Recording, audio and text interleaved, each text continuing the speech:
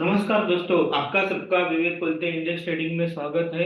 आज डेट है 21 जनवरी 2024, संडे है।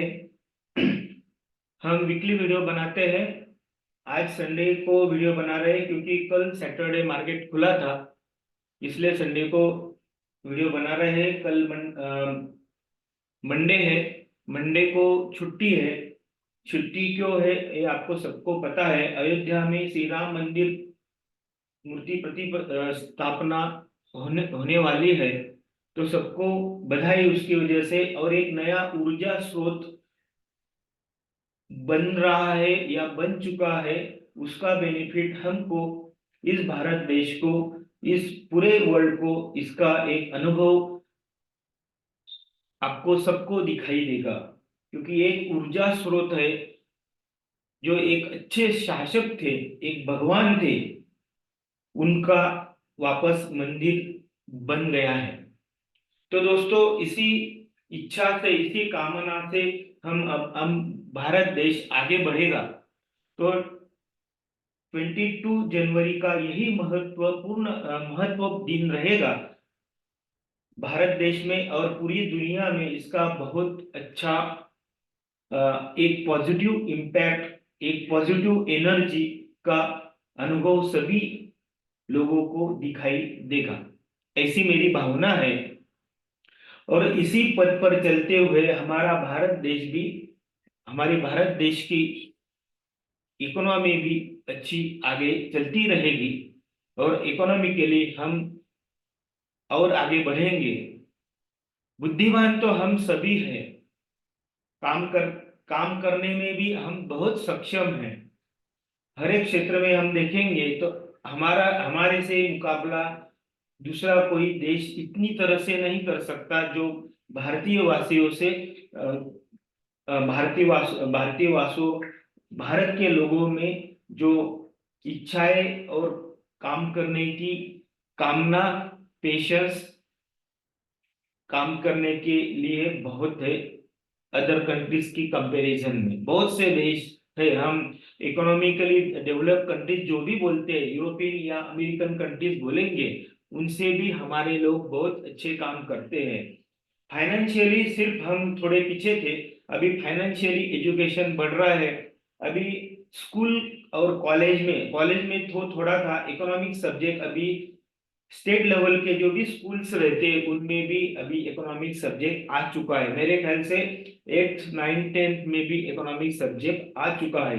पहले था लेकिन उनका वेटेज सिर्फ 10 मार्क के लिए था, मिस 100 मार्क से अभी 5 या 10 मार्क के लिए इकोनॉमिक्स के ऊपर क्वेश्चंस आते थे।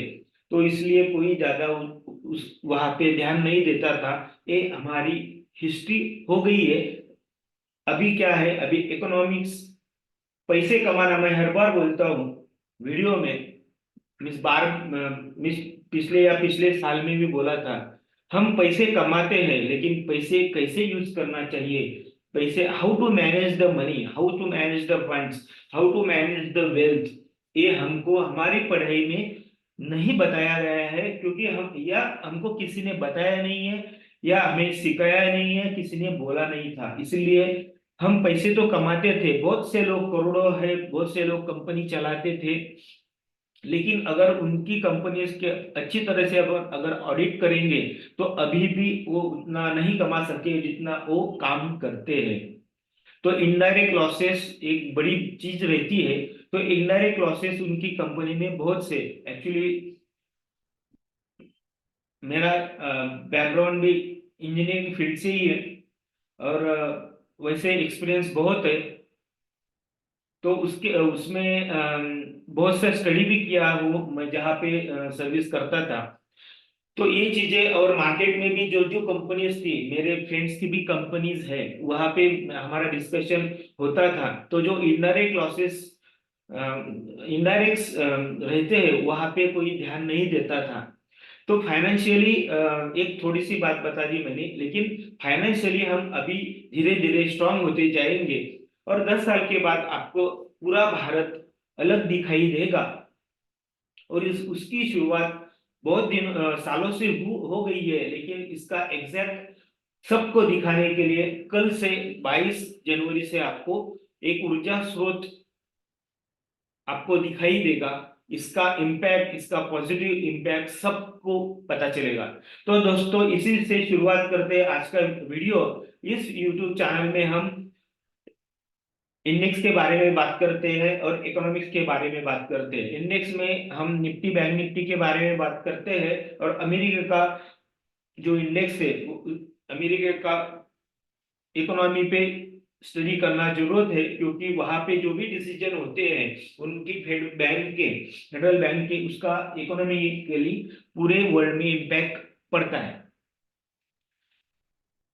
तो दोस्तों अब दूसरी बात है इकोनॉमिक न्यूज। इकोनॉमिक न्यूज जो भी रहेगी ग्लोबली या डोमेस्टिक, उसका भी इम्पैक्ट हमारे भारत में इकोनॉमी में क्या पड़ता है, ग्लोबली क्या पड़ता है, उसके बारे में डिस्कस करेंगे।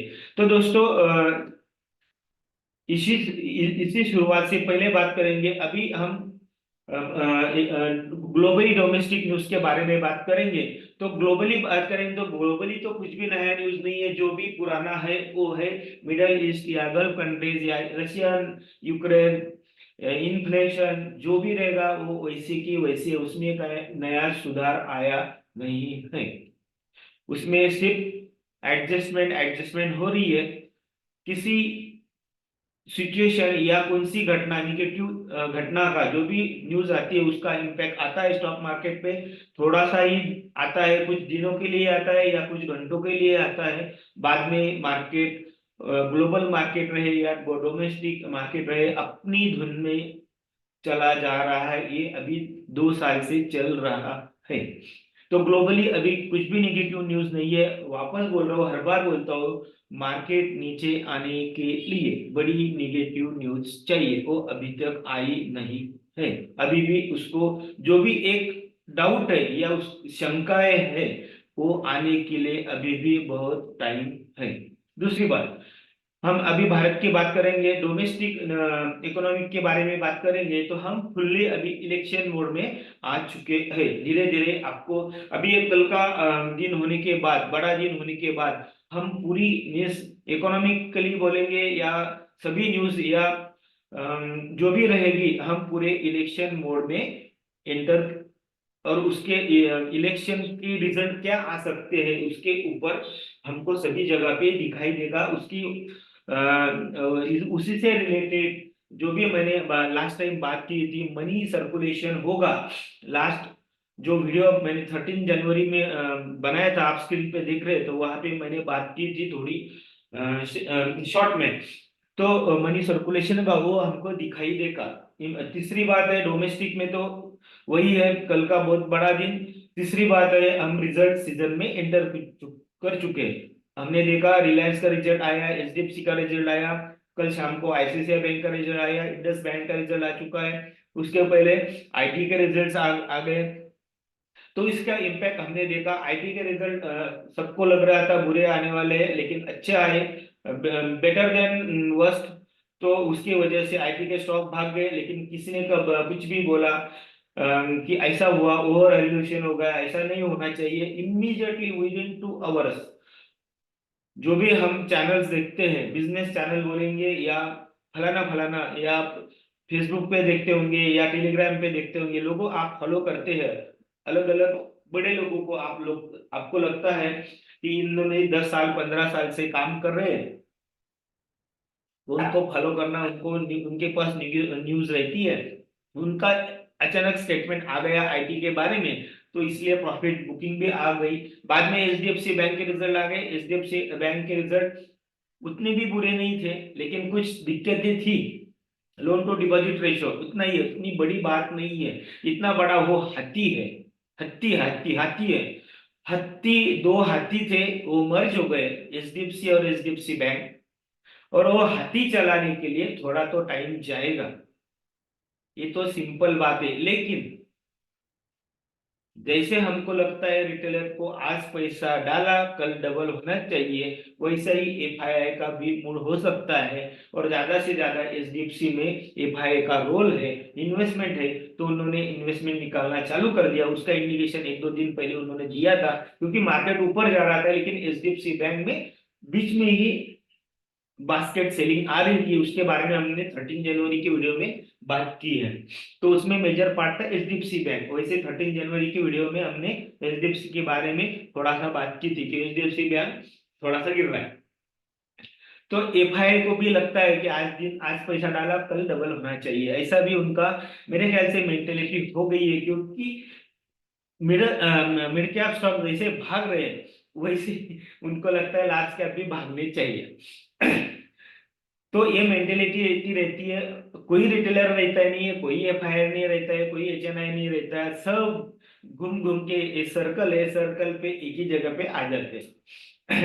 इन कंक्लूड आउटकम ऑफ दिस, तो उन्होंने सेलिंग की, उसका इम्पैक्ट देखा, बैंक निफ्टी गिरा, उसकी वजह से निफ्टी गिरा, हमने बात देखी। अभी कल आईसीआईसी के भी आ गए। कल छुट्टी थी, डीआरएस था, लेकिन पूरे दिन के लिए मार्केट चला, इसलिए ज्यादा कोई इंटरेस्ट नहीं था। मंडे को छुट्टी दी गई है, तो मंडे का पूरा दिन सैटरडे को शिफ्ट हो गया। थोड़ा सा डेटा निगेटिव बन रहा है, उसके बारे में हम डिस्कस करें। उसके बारे में जो टेलीग्राम चैनल है वहां पे मैंने सैटरडे के बारे में, ये टेलीग्राम चैनल है, ये एनालिसिस, यहाँ पे मैं डेली जो भी market hours, during the market hours और आफ्टर द मार्केट आवर्स, जो भी मेरे व्यूज, जो भी मुझे न्यूज अच्छी, इसका इम्पैक्ट ज्यादा रहता है, उसके बारे में मैं पोस्ट करता हूँ। वहां पे मैं निफ्टी, बैंक निफ्टी के बारे में कुछ स्टॉक्स रिकमेंडेशन रहते हैं, जिसमें जनरली मेरी इन्वेस्टमेंट रहती है, तो उसके बारे में पोस्ट करता हूँ। किसी को किधर भी प्रॉफिट बुक करना है तो हर बार बोलता हूँ, आपको कितना लगता है कि मुझे इतना प्रॉफिट 10%, 20%, 30% मिल गया, आई एम हैप्पी, तो एग्जिट करना it is a better policy. अभी भी वही हो रहा है। हर बार बोलता हूँ कि पहले इसके बारे में बात कर देता हूँ। देखो यहाँ पे मैंने आरबीएल के बारे में, आरबीएल बैंक चल रहा है, अभी भी लग रहा है। आरबीएल बैंक रिजल्ट कैसे थे पता है? आरबीएल बैंक बार बार क्यों बोल रहा हूँ, क्योंकि लास्ट ईयर में एक बड़े इन्वेस्टर हर बार बार RBL bank YouTube, sorry, Twitter space पे बोल के शॉर्ट कर रहा था, और उसने मेरे ख्याल से बहुत एग्जिट कर ली, पूरा 200 के नीचे लाया, तो 132 या फिर 130 140 तक लाया था। फिर कितना आदमी शॉर्ट करेगा, कितना बेचेगा, कहाँ तभी लिमिट हो जाएगी। क्योंकि आरबीएल बैंक महाराष्ट्र से, एकमेव महाराष्ट्रीयन बैंक है आरबीएल बैंक, कोल्हापुर से है, उनके प्रोमोटर, मेन प्रोमोटर कोल्हापुर से है। वो पता संस्था थी, तब से मैं उनको रत्नाकर रत्नाकर बैंक लिमिटेड है, लिमिटेड बाद में हो गई, लेकिन रत्नाकर बैंक को जब पता संस्था थी तब से मुझे पता है। तो ये एकमेव महाराष्ट्र की बैंक, दूसरी कौन सी भी आपको ऐसा नहीं लगना चाहिए कि महाराष्ट्र की बात कर रहा हूँ, क्योंकि मैं महाराष्ट्र से हूँ, नासिक से हूँ, इसलिए कौन सी भी एक भी बड़ी बैंक जो लिस्टेड है ऐसी महाराष्ट्र से नहीं है, वो आरबीएल बैंक है, जो प्राइवेट है। गवर्नमेंट बैंक जाने दो, बैंक ऑफ महाराष्ट्र वगैरह वो जाने दो, क्योंकि वो गवर्नमेंट बैंक है, लेकिन आरबीएल बैंक ये महाराष्ट्र से, कोल्हापुर से है, आप उसका निकाल सकते हैं। जो भी हुआ था, उन्होंने शॉर्ट करना था वो कर दिया, और बैंक लिस्ट हो गया, उसके बाद में शॉर्टिंग आ गई। अभी क्या, एक बार लिस्ट होने के बाद जो भी प्रोमोटर रहते हैं वो बैंक को या कोई भी कंपनी को अच्छे करने की कोशिश करते ही है, क्योंकि प्रोमोटर डिपेंडेंट रहते हैं, अलग अलग प्रोमोटर रहते हैं, वो तो फ्रॉडी रहता है। फ्रॉड वाले क्या करते हैं आपको सबको पता है। तो धीरे धीरे उनके ब्रांचेस बढ़ रहे हैं, धीरे धीरे बिजनेस बढ़ रहा है, धीरे धीरे जो भी उनके अब स्लिपेजेस बोलते हैं, कोई बोलता है ये हो गया लॉस, लॉस के बारे में, एनपीए के बारे में सुधर रहा है, इसलिए मैं हर बार आरबीएल के बारे में मेरा पॉजिटिव है, 700 के प्लस आगे जाएगा और जाने वाला है। आपको लगता है तो खरीदो, नहीं लगता है तो मत खरीदो, आपकी इच्छा है, जो भी है वो। दूसरी बात है, यहाँ पे मैंने बैंक निफ्टी के बारे में बोला था, मेजर बॉटम फॉर्मेशन हो रहा है, उसके बारे में हम बात करेंगे। तीसरी बात है, मंथली एक्सपायरी भी कही है। ये मंथली एक्सपायरी अभी 2 दिन अभी एक्सपायरी चालू हो जाएगी, अभी ट्यूसडे, वेडनेसडे, थर्सडे, तो इसके बारे में भी हम बात करेंगे। तीसरी बात, टेक महिंद्रा के बारे में बात की थी हमने, टेक बाय करने के लिए बोला था, तो कहाँ पे भी आप देख सकते हैं, कहाँ पे भी आ गया होगा। तो आप पीछे इस चैनल पे कंपलसरी कुछ भी नहीं है, आपको अच्छा लगता है तो पढ़ सकते हैं, ज्वाइन किया, करना नहीं करना आपकी मर्जी है, नॉट अ कंपल्सन। इट्स दूसरी लैंग्वेज बोलेंगे तो ये मेरा डायरी है। तीसरी बात है, ये विवेक बोलते चैट है, ये ग्रुप है। यहाँ पे देखो रेलवे स्टॉक के बारे में किसी ने पोस्ट किया है, इसके बारे में भी मैं बोलने वाला हूँ। विवेक कुलदीप चार्ट है, ये ग्रुप है। यहाँ पे आप ज्वाइन होने के बाद आपकी कोई भी क्वेरी रहेगी तो आप वहां पे पोस्ट कर सकते हैं, मेरा व्यू जान सकते हैं। मेरा व्यू, आपका व्यू, और आपको, आप किसी को और को फॉलो करते होंगे, उनका व्यू अगर मिलता है तो वही उसी डायरेक्शन में आपका परसेंटेज सक्सेस रेशियो अच्छा होगा। ऐसा मैं हर बार हर वीडियो में बात करता हूँ। तो आप ये टेलीग्राम के बारे में जो भी मैंने पोस्ट किया था। अभी हम बात करेंगे निफ्टी, अब एचडीएफसी बैंक के बारे में बात कर चुके हैं। अभी बात करेंगे इंडेक्स के बारे में। इंडेक्स के बारे में बात करते हैं, हर बार हम डेली और फ्यूचर इसके बारे में बात करते हैं। मैं डेली चार्ट रहता है और निफ्टी बैंक निफ्टी का फ्यूचर इसके भी बात करते हैं। जो भी पोस्ट रहता है वो फ्यूचर वैल्यू रहती है, और जहां पे मुझे स्पॉट डालना है तो उसमें ब्रैकेट डाल के स्पॉट डाल देता हूँ, मीन्स समझने के लिए। नॉर्मली कौन सी भी इंडेक्स की वैल्यू पुट करता हूँ, इंडेक्स के बारे में बोल रहा हूँ, निफ्टी और बैंक निफ्टी, वो फ्यूचर की ही वैल्यू रहती है। और जब भी स्पॉट की वैल्यू डालना है तो पोस्ट करना है, तभी उसके बाजू में ब्रैकेट में स्पॉट डालता हूँ। तो लास्ट टाइम हमने वीडियो में बात की थी, आप सुन सकते हैं।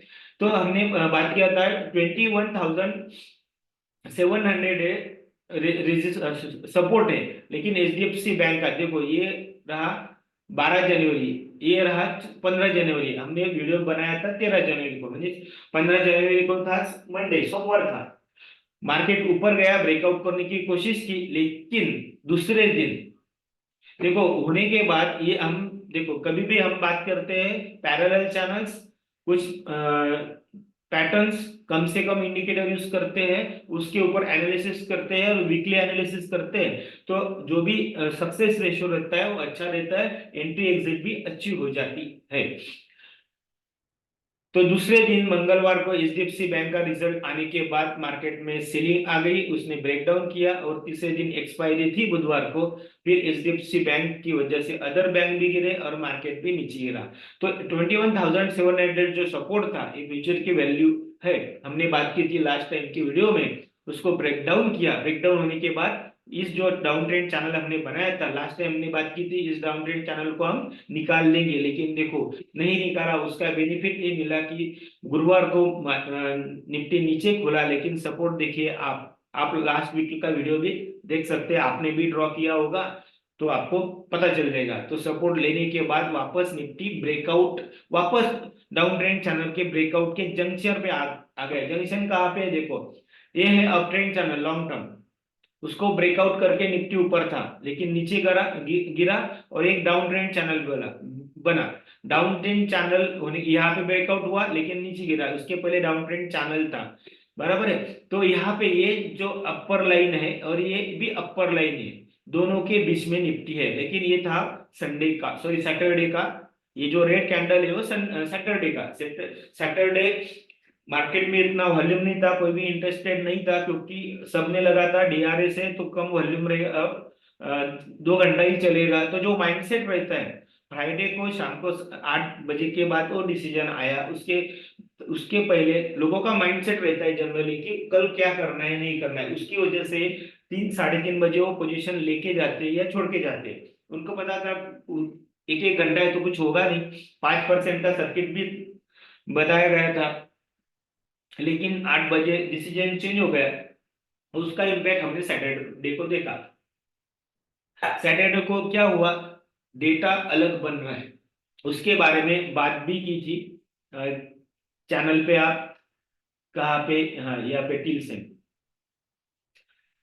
इंपॉर्टेंट बात है कि जब निफ्टी मार्केट चालू हो गया तो 10 बजे बराबर कितना मैंने पोस्ट किया था,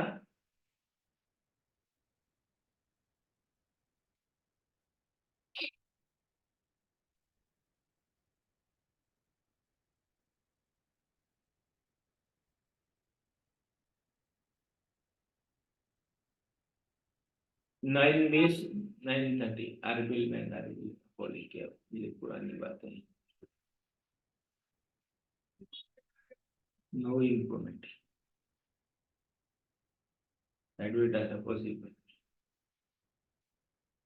देखो 9:45 पे साइडवेज डाटा पॉसिबल लग रहा था। ऊपर जाने के बाद निफ्टी थोड़ा नीचे आया था, लेकिन डेटा बन रहा था साइडवेज। उसके बाद में डेटा भी निगेटिव धीरे धीरे बन रहा था। उसके बारे में भी देखो, टर्न निगेटिव 10 बजे पोस्ट किया था, टर्न निगेटिव। उसके बाद में 10 बजे एनएससी का साइड हो गया हॉलीडे पे। एनएससी पे जो डेटा दिखता है ऑप्शन चेन का डेटा, वो हॉलीडे में चला गया।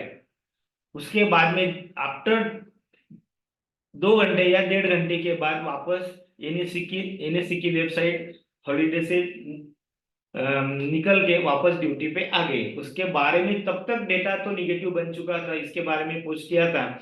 तो निगेटिव बनने के बाद, और कल सैटरडे था, इसलिए इसके बाद में कुछ ज्यादा चेंजेस नहीं आए, इसलिए मार्केट साइडवेज हुआ। लेकिन एट द एंड मार्केट थोड़ा नीचे गिरा, नीचे आया।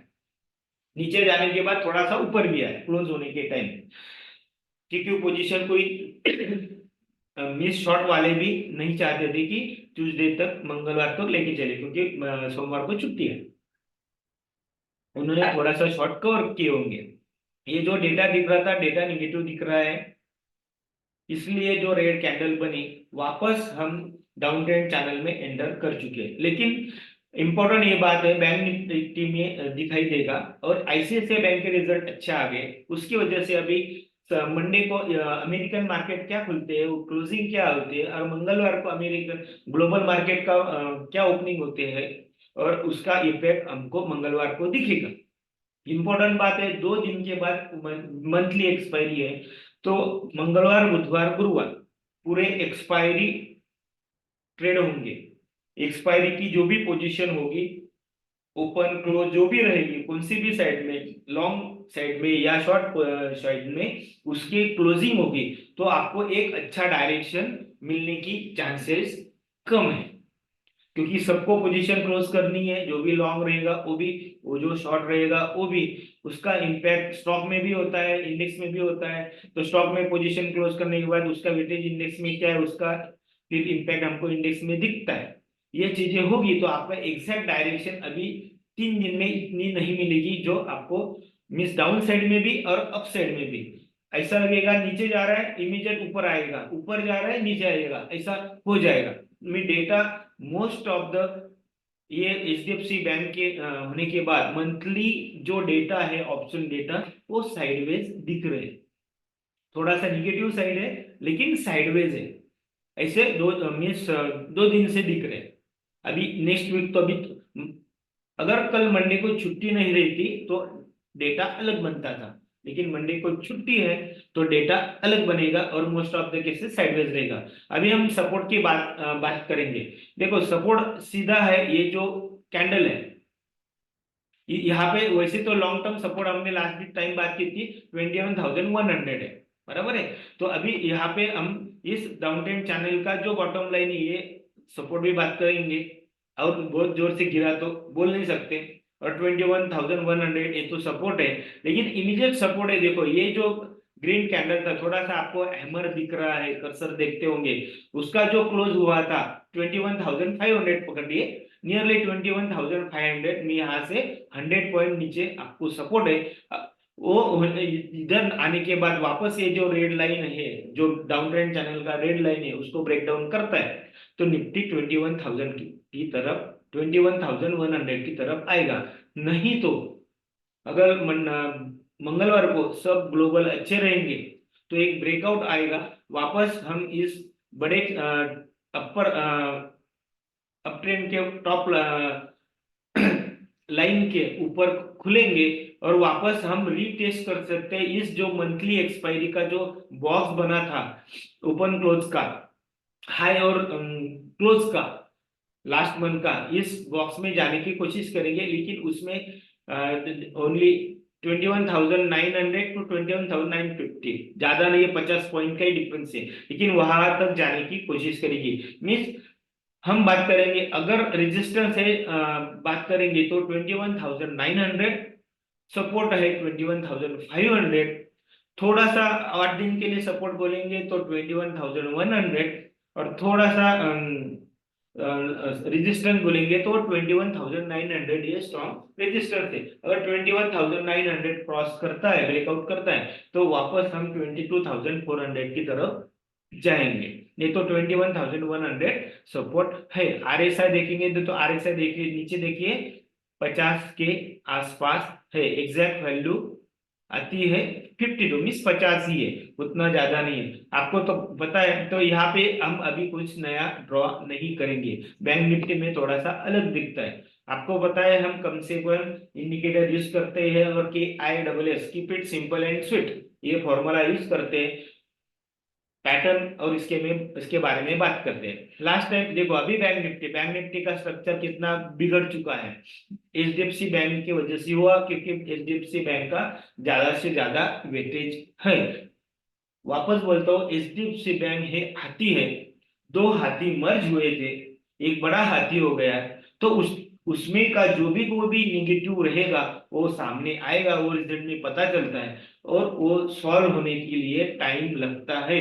आपने मुझे, आप जब भी मर्जर हुआ था तभी मेरा एक पोस्ट था एचडीएफसी बैंक के बारे में, ये मर्जर के बारे में आप चैनल पे जाके, सर्च पे जाके एचडीएफसी बैंक सर्च कीजिए, मेरा ओल्ड व्यूज आप सुन सकते, तभी मैंने अवॉइड की बात की थी, क्योंकि ऐसा हो सकता है तब से एचडीएफसी बैंक चला ही नहीं है। लोगों को बोला गया कि आप एचडीएफसी बैंक और एचडीएफसी का ऐसा रेशियो मिल रहा है तो आप ये खरीदो वो खरीदो, एचडीएफसी खरीदो तो एचडीएफसी बैंक कितने रिजल्ट शेयर्स मिलेंगे, नहीं तो एचडीएफसी बैंक खरीदो, एचडीएफसी की वजह से एचडीएफसी बैंक ऊपर जाएगा। बहुत मुझे पूछा भाई फोन पे, जो भी मेरे पहचान वाले हैं इधर, मैंने सबको ना बोला था, लेकिन उन्होंने क्या किया, आई डोंट नो, उनकी बात है। लेकिन रिजल्ट क्या है, रिजल्ट आपने देखा, दो हाथी मर्ज हुए थे, और एक बड़ा हाथी हो गया, और हाथी अच्छा चलने के लिए, दौड़ने के लिए उसको टाइम जाएगा, लेकिन दौड़ेगा तो फिर बहुत आगे दौड़ेगा, उसको टाइम देना पड़ेगा। अगर आपका लॉन्ग टर्म व्यू है तो थोड़ा सा एक चार्ट पैटर्न देख के आप इन्वेस्टमेंट एचडीएफसी बैंक में कर सकते हैं, लेकिन रिटर्न आने के लिए टाइम जाएगा। ये भी वीडियो में पोस्ट करो, अभी इतना चैनल पे टाइप करने के लिए टाइम लग सकता है।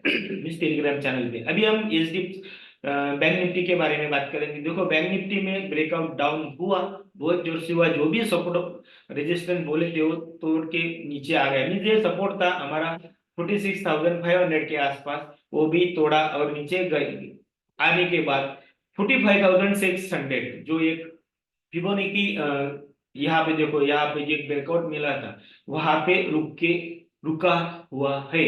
और ये देखो, ये एक अप ट्रेंड चैनल है, अप ट्रेंड चैनल, बड़ा अप ट्रेंड चैनल के बॉटम लाइन पे, वह उल्टा देखिए, निफ्टी अप ट्रेंड के टॉप लाइन के पास है, और बैंक निफ्टी अप ट्रेंड के बॉटम लाइन के पास है, दोनों का अलग है, अपोजिट है, बराबर है। तो दोनों ऊपर भी जाने नहीं देंगे और दोनों नीचे भी जाने नहीं देंगे, ऐसा चलेगा। तो ओवरऑल दो आउटकम क्या निकलता है, साइडवेज। तो अभी बैंक निफ्टी में देखो, ये अभी ये डाउन, ये चैनल है, इस चैनल को हम निकाल लेंगे, अभी नया क्या बनता है आगे में बात करेंगे। ये रेजिस्टेंस रखेंगे एक लाइन, क्योंकि इसको ब्रेकआउट होने के बाद वापस ऊपर जाएगा, ये भी एक लाइन निकाली है, इसको भी हम रखेंगे, नेक्स्ट वीडियो में देखेंगे क्या होता है। यहाँ पे पैटर्न क्या बन रहा है, यहाँ पे पैटर्न देखिए, यहाँ पे आप अगर आप ड्रॉ करते 1 आवर चार्ट पे जाते हैं तो आपको क्या दिखेगा, एक ऐसा पैटर्न बन रहा है, आप ड्रॉ कर दीजिए, मैं 1 आवर पे नहीं जाता हूं, और ऐसा मीन्स एक up trend, sorry ascending triangle बन रहा है, या सपोर्ट लेने की मीन्स, देखिए आप जो, अगर ये 3 कैंडल स्टिक का अगर स्टडी करेंगे तो नीचे आने के बाद एक तो नीचे गया, क्लोज हुआ ऊपर, एक सपोर्ट था, यहाँ पे खुला नीचे गया और वापस ऊपर क्लोज हुआ, मीन्स दो बार तो रीटेस्ट हो गया है 45,500। आई थिंक सो मैंने बैंक निफ्टी के बारे में 45,500 ऐसा कुछ तो कहा पे, देखो ये यहाँ पे पोस्ट किया था। बैंक निफ्टी का major support bottom formation in progress CMP बोला था, तभी 45,900 था, उसके बारे में रिटेस्ट किया था। Can be breakout in next week if hold 45,500 अगर होल्ड करता है, अभी भी व्यू है तो नेक्स्ट वीक में। अभी देखो आईसीआईसीआई बैंक रिजल्ट अच्छा आ गया, मंडे ट्यूसडे को अगर ग्लोबली अच्छा रहता है, सोमवार को एक बड़ा दिन होने वाला है, उसको पॉजिटिव इम्पैक्ट, ये सब मिला के अगर तीनों अगर अच्छे होते हैं तो दो तो अच्छे ही है, तीसरा ग्लोबल मार्केट कैसा रहेगा, तो 45,900 ब्रेक आउट होने के बाद वो 46,500 के ऊपर भी बैंक निफ्टी जा सकता है। क्योंकि अदर देन एचडीएफसी बैंक का इतना रिजल्ट बुरा नहीं आया, लेकिन एफआईआई के उन्होंने अनवाइंड की उनकी पोजीशन, तो अदर बैंक के रिजल्ट अच्छे आ रहे हैं। उसके बारे में, बैंक के बारे में मैंने कुछ भी किया था, कुछ कुछ एनपीए ज्यादा होने वाले जो स्टॉक्स थे, बैंक ऑफ महाराष्ट्र देखेंगे, बैंक ऑफ बड़ौदा देखेंगे, या फलाने फलाने दूसरे बैंक, उनके एनपीए रिड्यूस हो रही है। दो दो साल पहले या 3 साल में बहुत थे, मीन्स वो बैंक के प्रोमोटर जो भी डायरेक्टर्स रहेंगे उनके ऊपर काम कर रहे हैं, तो ये पॉजिटिव साइन है। तो बैंक में ज्यादा बेरिश होना, ये भी अभी ये सिचुएशन नहीं है, तो इसका इम्पैक्ट हमको बहुत अच्छा दिखने वाला है। तो हम पैटर्न के बारे में बात करेंगे, तो ये है असेंडिंग ट्रायंगल बन रहा है। आप 1 आवर पे जाते हैं तो आपको अच्छा दिखेगा, मैं वहां पे नहीं जाता क्योंकि पूरा एडजस्ट करना पड़ता है। आप आपके जो भी टर्मिनल है वहां पे देख लीजिए, अगर ये असेंडिंग ट्रायंगल का ब्रेकआउट मिलता है तो हम 46,400 के ऊपर जा सकते हैं। अभी तक तो लग रहा है जब भी पैटर्न होता है तभी हमको ब्रेकआउट या ब्रेकडाउन मिलता है, पैटर्न कौन सा भी रहेगा। आरएसआई ओवरसोल्ड हो चुका था, लेकिन अभी थोड़ा सा ऊपर आ गया, मीन्स अभी 42 है, मीन्स निगेटिव साइड में है, लेकिन ओवरसोल्ड होके ऊपर जाने की कोशिश कर रहा है, मीन्स ट्रेंड आने वाली है। तो ओवरऑल हम बात करेंगे तो अगर दौड़ना है तो बैंक निफ्टी को दौड़ना है, मीन्स कंपेयर टू निफ्टी और बैंक निफ्टी, तो बैंक निफ्टी ज्यादा दौड़ेगा अप साइड में देन निफ्टी, क्योंकि आगे बढ़ने के लिए बैंक निफ्टी के लिए ज्यादा जगह है। क्योंकि मैंने अभी भी पहले बात की थी, निफ्टी है अप ट्रेंड के टॉप लाइन पे और बैंक निफ्टी है अप ट्रेंड के बॉटम लाइन पे, तो जगह ज्यादा बढ़ने के लिए बैंक निफ्टी है। अगर ट्यूसडे को अच्छे होते हैं, लगता तो है साइडवेज रहेगा, लेकिन कुछ और अच्छा आ गया तो भागेगा बैंक निफ्टी, या तो एक्सपायरी मंथली एक्सपायरी होने के बाद भाग सकता है, पता नहीं, क्योंकि ये अभी तक डेली चार्ट पे देखेंगे तो ये पैटर्न अभी तक कंप्लीट हुआ नहीं है। एक दो बार ऊपर नीचे होने के बाद ब्रेकआउट होगा, क्योंकि अभी 3 ही कैंडल हो चुके हैं, एक और या दो दो दिन तो लगेंगे, मीन्स एक तो एक्सपायरी के दिन भी ब्रेकआउट हो सकता है। एक्सपायरी मंथली एक्सपायरी तो एक ही दिन है मेरे ख्याल से, अलग अलग दिन पे नहीं है। अभी वो फर्स्ट मार्च के बाद होने वाली है मेरे ख्याल से, जो भी पढ़ा था कि बैंक निफ्टी का बुधवार को ही होगा और निफ्टी का गुरुवार को ही होगा, मंथली एक्सपायरी की बात कर रहा हूँ। 1 मार्च के बाद है, अभी तो हम जनवरी में, तो हो सकता है मोस्टली एक्सपायरी के दिन मीन्स गुरुवार को ब्रेकआउट के चांसेस है बैंक निफ्टी में, तब तक साइडवेज होने की चांसेस है। अभी सपोर्ट रेजिस्टेंस की वापस बात करते हैं, ये भी जो हमने एनालिसिस किया वो उल्टा गलत होगा, क्योंकि हो सकता है क्यों कोई भी गलत या नेगेटिव न्यूज आ गई तो बोल नहीं सकते। तो 45,500 सपोर्ट है, उसको ब्रेक डाउन किया तो इस अप ट्रेंड चैनल का ब्रेकडाउन भी होगा, और फिर बैंक निफ्टी जाएगा 43,200 की तरफ, धीरे धीरे जाएगा, वन शॉट नहीं जाएगा जैसा एचडीएफसी बैंक। और उनको उनका जब अगर पोजीशन पूरा नहीं निकला होगा तो नीचे जा सकता है, और बैंक निफ्टी ऊपर रहेगा, अदर बैंक भी ऊपर रहेंगे, तो उनको अब अगर पोजीशन अनवाइंड करना है तो धीरे धीरे बीच बीच में एचडीएफसी बैंक बेचेंगे, तो ओवरऑल बैंक निफ्टी साइडवेज हो जाएगा, नीचे ऊपर जाएगा नीचे आएगा, ऊपर जाएगा नीचे आएगा, तो साइडवेज हो जाएगा। वही है बॉटम फॉर्मेशन की प्रोसेस। बहुत अच्छी तरह से मैं जितना समझा सकता हूँ समझा दिया, हो सकता है आप भी मेरे से ज्यादा अच्छी तरह से समझा सकते हैं। ये 46,400 ब्रेकआउट होने के बाद ये जो बीच में का लाइन है उसको ब्रेकआउट कर दिया तो फिर पकड़ लेना। तो बैंक निफ्टी तो 50,000 होने तक रुकेगा नहीं। मीन्स एक्सपायरी के दिन बाद में अगर ब्रेकआउट होता है और जो भी हमने लेवल की बात की है इस रेड लाइन, देन ये यहाँ पे जो ओपन हुआ था ये 47,000, ये अगर ब्रेकआउट होता है एक्सपायरी के बाद मीन्स मंथली एक्सपायरी के बाद, तो 50,000 तक बैंक निफ्टी रुकेगा नहीं, क्योंकि जब भी पैटर्न होते हैं उसका ब्रेकआउट बड़ी जोर से मिलते हैं। ऐसे पैटर्न, ये बुलिश पैटर्न है, इस फेल्यूर होते हैं तो उतना इम्पैक्ट नहीं आता है नीचे, लेकिन सक्सेस होते हैं तो बहुत बड़ा ब्रेकआउट मिलता है। आपने पढ़ा होगा, आपने गूगल पे देखा होगा, आपने जहाँ पे एजुकेशन लिया होगा स्टॉक के मार्केट मार्केट के बारे में, वहां पे आप एनालिसिस जो भी ने आपको आपको किसी ने पढ़ाया होगा तो आपको पता चलेगा। तो बैंक निफ्टी सीधा 45,500 सपोर्ट और 46,500 रजिस्टर में 1,000 पॉइंट का अब रजिस्टर्स और सपोर्ट है। अभी कल तक छुट्टी है, मंगलवार को देखते हैं। तो दोस्तों हमने निफ्टी बैंक निफ्टी की बात की थी, थोड़ा सा लेंदी हो रहा है वीडियो, धीरे धीरे बोल रहा हूँ, छुट्टी है, कल भी छुट्टी है तो ज्यादा जल्दी नहीं है। और दो तीन बात करनी है, रेलवे स्टॉक के बारे में भी बात करनी है, और एचडीएफसी बैंक हो गई, पॉइंट तो आ चुके हैं। अभी डाउ जोन्स के देखिए, हमने लास्ट टाइम बात की थी अपर लाइन के वहां पे ही है, लेकिन यहाँ पे सपोर्ट लेने का कोशिश करेगा। देखो कहाँ पे वीडियो बनाया था, ये 13 को बनाया था, 16 को। देखो आने के बाद देखो दूसरे दिन कैंडल सपोर्ट लिया, दूसरे दिन सपोर्ट लिया, एक डोजी थी, एक थोड़ा सा पॉजिटिव क्लोज हो गई, उसके बाद में फ्राइडे को हमने देखा सडनली कुछ भी न्यूज नहीं थी, लेकिन 400 पॉइंट्स डाउ जोन्स क्लोज हुआ अपसाइड में। मीन्स डाउ जोन्स भी ऊपर जाना चाहती है, means this is a positive indication according to the Dow Jones या ग्लोबली। अगर मान लो मंडे को अगर डाउ जोन्स इस अपर लाइन को ब्रेकआउट करके ऊपर ही क्लोज होता है, मीन्स मान लो यहाँ से 400-500 पॉइंट 38,000 के ऊपर, एक मोटा मोटी पकड़िए 38,000 के ऊपर अगर क्लोज होता है मंडे को, तो ट्यूसडे को मंगलवार को हमारा मार्केट पॉजिटिव खुलेगा, एक इंडिकेशन। एग्जैक्ट क्या होगा वो मंडे ट्यूसडे को मंगलवार को पता चलेगा, लेकिन मंडे को डाउ जोन्स जो क्लोज होता है उसका एक इंडिकेशन है। तो ये अभी भी पॉजिटिव है ना?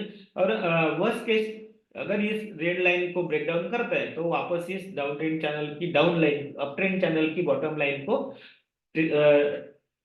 टेस्ट करने के लिए जाएगा। उसके पहले ये सपोर्ट आता है, ये जो अप ट्रेंड चैनल का ही एक चैनल है, बड़े बहुत दूर से आया हुआ पीछे से, वहां पे सपोर्ट लेने की कोशिश करेगा, नहीं किया तो यहाँ पे सपोर्ट करेगा।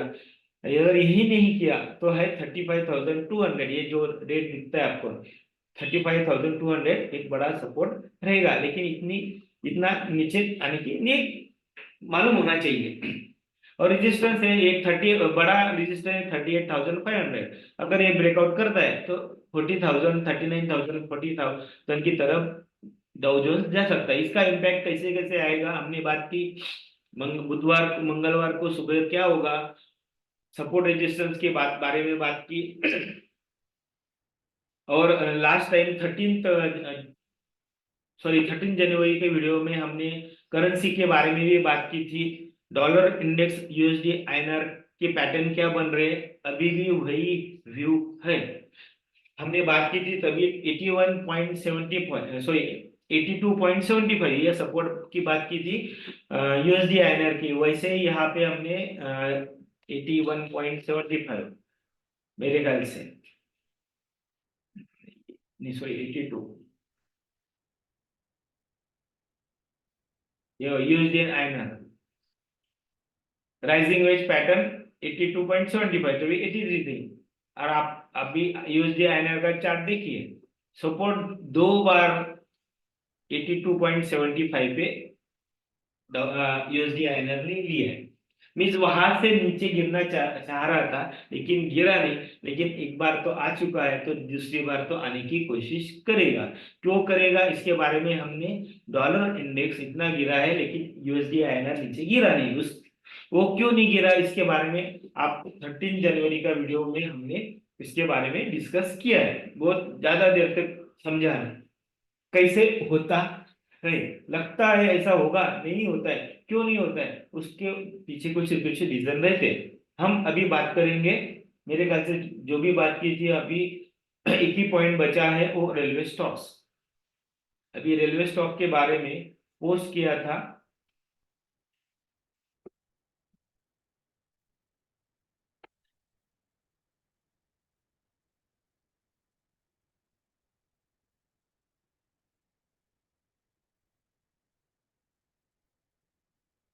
इस पर ही पर चला जाता है। रेलवे स्टॉप के बारे में बात करते हैं अभी। रेलवे स्टॉक्स, रेलवे स्टॉक्स,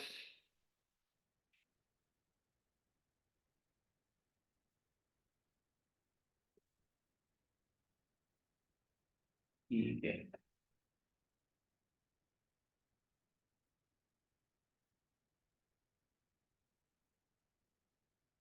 हाँ, रेलवे स्टॉप यहाँ पे दिख रहा है।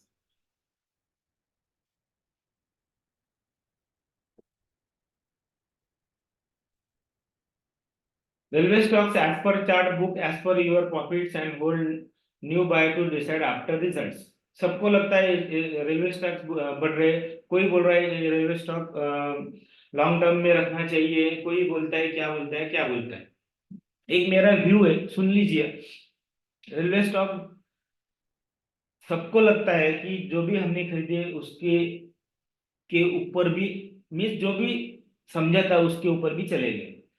दो दो बात है, कभी भी ग्रीडी नहीं होना चाहिए। अगर आपको लगता है इतना परसेंटेज प्रॉफिट आ गया, हम आई एम सेटिस्फाइड तो बुक कर लेना चाहिए, ये रूल्स बनाना चाहिए। नहीं तो एक बार ट्रैप होने के बाद क्या होता है, आपने बहुत बार अनुभव किया है, नए लोगों के लिए भी बोल रहा हूँ। दूसरी बात है, रेलवे स्टॉप भाग रहे हैं क्योंकि रेलवे के रिजल्ट अच्छा आ गए और अभी रेलवे बजट आ रहा है, कोई उसकी वजह से भी बाय कर रहा है। म्यूचुअल फंड भी रेलवे स्टॉक में इन्वेस्टमेंट कर रहे हैं क्योंकि वो मिड कैप कैटेगरी में आते हैं या स्मॉल कैप कैटेगरी में आते हैं। और म्यूचुअल फंड की एसआईपी की डेट 10th और 15th most of the cases रहती है, उसके बाद में ही वो भागते हैं क्योंकि म्यूचुअल फंड के मैनेजर के पास पैसा आने के बाद 2 या 3 दिन में उसको इन्वेस्टमेंट करना होता है, बराबर है। तो बाय तो करते हैं और आपको लगता है आपने बेचा होगा पहले, आपको लगता है आपने छोड़ दिया, सबको लगता है, लेकिन ये तो होगा ही हर स्टॉक में, हर सेक्टर में। ये दो बात हो गई। तीसरी बात, अभी रेलवे बजट के बारे में बात करते हैं। देखो, रेलवे ने जो भी उनको करना है उन्होंने पहले से ही डिक्लेयर किया हुआ है, उसके हिसाब से उन्होंने प्लान करके इन्वेस्टमेंट चल रही है, जो भी प्रोजेक्ट्स है। तो रेलवे बजट में ऐसा नया कुछ आएगा नहीं। पहले जमाने में बजट में ही सब कुछ आता था, अभी ऐसा कुछ भी नहीं है। बजट के बजाय भी कुछ ना कुछ अनाउंसमेंट सरकार की तरफ से होते हैं। और आपने देखा होगा इंडियन बजट आता है, 3 साल हो गया, कुछ भी नया नहीं आता है, बराबर है। तो रेलवे बजट में ऐसा कुछ नया आएगा नहीं, और आपने अभी बाय किया तो आप ट्रैप होने के चांसेस ज्यादा है। इसलिए आपको लगता है कि नहीं मुझे तो 10 साल रखना है, तो भी देखिए मत। और आपको लगता है मुझे इतना प्रॉफिट मिला, बहुत हो गया, नीचे आएगा तो मैं वापस लूंगा, तो इतना परसेंट प्रॉफिट होने के बाद निकल जाएंगे। और दूसरे बहुत से स्टॉक से, मेटल स्टॉक से, पावर स्टॉक से, पावर भी बढ़ चुके, मेटल की बारी अभी तक आई नहीं है। कुछ कुछ आईटी स्टॉक से उसमें स्विच हो सकते हैं, ऐसा नहीं है कि एक ही सेक्टर पकड़ेंगे तो वो मल्टी बैगर वगैरह लोग बोलते हैं ना, ऐसा कुछ नहीं है। मल्टी बैगर जो भी वो एनालिसिस करके यूट्यूब पे या कोई आपको एडवाइजर बोलता होगा, जैसे म्यूचुअल फंड वाले बोलते हैं ना 2020 के बाद कई चार्ट दिखा दिया आपको इतना गेन मिला, उसके पहले के फिगर्स डाल के कभी आपको चार्ट बताते नहीं है उसके 3 साल पहले की इन्वेस्टमेंट की थी म्यूचुअल फंड में, अभी क्या रिटर्न मिला है, अभी बात नहीं करते। क्योंकि 2020 में क्या हुआ था सबको पता है, उसके बाद की बात करते हैं। वैसे ही लोग रहते हैं जो अच्छे फिगर्स थे वहां से ही स्टार्ट करते हैं, लेकिन लॉन्ग टर्म बोलेंगे तो पूरा ही आना चाहिए। तो आपको रखना है 10-12 साल तो देखिए मत। और आपको लगता है उसमें एसआईपी चालू रखना है तो स्टॉक में एसआईपी चालू रखिए। रेलवे स्टॉक्स में अगर आपको लगता है 10 या 20% प्रॉफिट मिल गया तो निकलिए, नीचे तो आने वाला है, नीचे आने के बाद वापस बाय करेंगे। और जो कंपाउंडिंग, मैंने मेरे ख्याल से 2 साल पहले मैंने वीडियो में बात की थी, कंपाउंडिंग स्ट्रैटेजी रखेंगे तो ज्यादा से ज्यादा प्रॉफिट मिलता है। मैंने मेरा हमने 2 साल से हमने जो एसआईपी चालू कर दी है, 2 साल में 3 जनवरी 2022 से 3 जनवरी 2024 77 या 75 to 77% गेन हमको मिला है स्टॉक एसआईपी में। वन स्टॉक नहीं, एसआईपी रहती है। फंड जैसे म्यूचुअल फंड काम करते हैं वैसे हम काम करते हैं, लेकिन लिमिटेड लिमिटेड साइज है, लिमिटेड एरिया है, लिमिटेड अकाउंट है। और मोस्ट ऑफ द केसेस जो चैनल पे पोस्ट करता हो वहां पे हमारी इन्वेस्टमेंट रहती ही है। तो रेलवे स्टॉक के बारे में बात करेंगे तो रेलवे स्टॉक में आपको जो लगता है वो करिए, क्योंकि अभी जो जो भी होगा, एक तो आप ट्रैक हो जाएंगे या तो आगे भी जा सकते हैं, लेकिन ग्रीडी नहीं होना चाहिए। ऐसा रूल आपने हर स्टॉक में करना चाहिए तो आपको हर बार प्रॉफिट ही मिलेगा, नहीं तो एक बार ट्रैप हो गए तो फिर ट्रैप होने का दुख क्या होता है, 10 साल 15 साल पहले लोगों ने बहुत देखा है। तो और एक तीसरे बात, एक सुजलॉन के बारे में बात की थी। सुजलॉन बार बार बोला जाता है क्या करेंगे, सुजलॉन 100+ के ऊपर ही बेचना है। क्यों, अभी 42-49 रुपीज से रिकमेंडेशन थी और 100 के ऊपर ही बेचना है। 40-50 होने के बाद ही बेचने का तभी ये था, प्लानिंग था, लेकिन पैटर्न ऐसे कुछ बन रहे हैं। और गवर्नमेंट की तरफ से जो भी अनाउंसमेंट आ रही है रिलेटेड टू रिन्यूएबल एनर्जी, अगर विंड एनर्जी में कुछ भी बड़ा होगा तो सुजलान जैसा बिजनेस, सुजलान जैसा स्टॉक, लिस्टेड स्टॉक इंडिया में दूसरा नहीं है। अगर कुछ ना कुछ renewable energy means wind energy के बारे में कुछ कुछ आएगा, आ सकता है, वैसे गवर्नमेंट के कुछ इंडिकेशन है, अगर आप अच्छी तरह से पढ़ेंगे तो फिर सुजलान ऐसा भागेगा तो किसी के हाथ में नहीं आएगा। इसलिए मैं हर बार बोलता हूँ कि पोस्ट भी करता हूँ, किसी ने पूछा मुझे तो 100 के ऊपर ही बेचना है। और तभी बेचना है ही नहीं, बेचना है तभी हम 100 के ऊपर आने के बाद चार्ट पैटर्न देखेंगे और तभी सोचेंगे एग्जिट मारना है या नहीं मारना। तो दोस्तों ये रहा अभी क्या, बहुत से कुछ नहीं। और आपको कोई भी क्वेश्चंस रहेगा तो आप चैट बॉक्स में डाल सकते हैं, मैं तो आंसर देता ही हूँ। अब अलग ये इसके बजाय इकोनॉमिक्स के बारे में, other than this stock market, economics एक बहुत बड़ा है। मैं हर बार बोलता हूँ इकोनॉमिक टाइम्स ये जो पेपर है, अगर स्टॉक मार्केट में काम करना है तो पहले द इकोनॉमिक टाइम्स पेपर पढ़ना चाहिए। आप डिजिटली पढ़ो या फिजिकल पेपर रहता है प्रिंट पेपर पे पढ़ो। अगर इकोनॉमिक टाइम्स नहीं पढ़ते, दूसरी बात दूसरा पेपर की बात नहीं करो, only economic times. The economics time पढ़ेंगे, फालतू बात उसमें नहीं रहती है, to the point, to the information रहती है, छोटा पेपर रहता है, बाकी फालतू बात नहीं रहती है।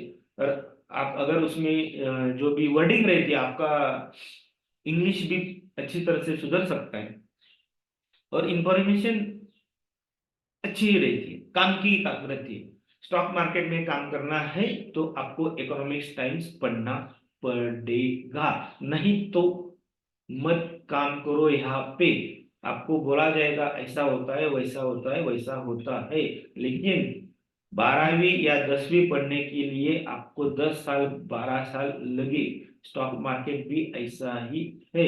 और जो जिनको लगता है स्टॉक मार्केट ऐसा ही है लेकिन मिस लॉस रहता है, फ्रॉड रहता है, वैसा वैसा, उनके लिए है कि स्टॉक मार्केट पे ही देश की इकोनॉमी चलती है। उसमें कमोडिटी मार्केट आता है, इकोनॉमिक करेंसी मार्केट आता है, एग्री कमोडिटी भी आती है। तो ये इकोनॉमी के लिए जरूरत है। और बहुत बार बहुत चीजें बोल सकता हूँ, लेकिन अभी यहाँ पे रुकता हूँ क्योंकि मेरे ख्याल से 30-40 मिनट हो गए। तो कल का दिन बहुत अच्छा है, एंजॉय कीजिए, लाइटिंग लगाइए, ध्वज लगाइए, भगवा झंडा लगता है लगाइए, और एक अच्छी तरह से सेलिब्रेट कीजिए, क्योंकि एक बड़ा स्रोत हमारे देश में बन रहा है, उसके हम जश्न मनाएंगे और सब वर्ल्ड को भी बताएंगे। एक स्रोत बन रहा है, आप भी इसका एक अनुभव लीजिए।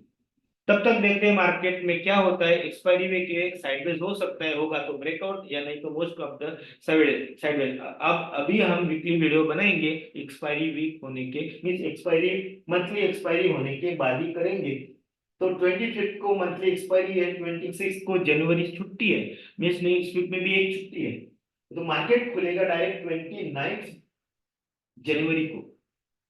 नितिन मंगलवार बुधवार गुरुवार दिन छुट्टी, छुट्टी दिन छुट्टी खुलेगा, तो डायरेक्ट 4 दिन की छुट्टी है। तो ऑप्शन में ऑप्शन वाले बहुत चाहने वाले रहते हैं। अभी भी ऑप्शन का मार्केट आ चुका नहीं है, लास्ट टाइम बोला था ऑप्शन का मार्केट हो सकता है मेरे ख्याल से लास्ट वीडियो ऑफ द दिसंबर। लेकिन ऑप्शन का मार्केट मींस रिस्क रिवार्ड के हिसाब से ऑप्शन का मार्केट अभी भी आया नहीं है। तो दोस्तों देखते हैं कल का 16 देखते हैं, देन नेक्स्ट वीक में क्या होता है देखते हैं। तब तक हाँ, इंपॉर्टेंट बात, हम जो बात करते जो है वो है। आप मुझे जैसे फॉलो करते होंगे, वैसे आपका भी एनालिसिस, मेरा एनालिसिस आप किसी को फॉलो करते होंगे, उसका एनालिसिस निकाल के आप एवरेज कंक्लूजन निकाल सकते हैं, उसके हिसाब से एंट्री एग्जिट कर सकते हैं। आपको कभी अच्छा लगेगा तो मुझे क्वेरी पूछ सकते हैं, मेरा व्यू मैं पोस्ट कर देता हूँ, जो दिखता है वही मैं पोस्ट करता हूँ। बस इतनी है, तब तक धन्यवाद, थैंक यू।